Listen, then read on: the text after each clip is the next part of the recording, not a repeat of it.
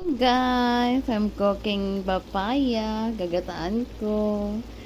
Nagka-craving si Inday sa papaya. Oh, so, diba? Ilagyan ko na sili. Gusto ko ng maanghang na papaya. Yeah, malambot na. Pwede natin lagay yung gata. Yan, yung gata.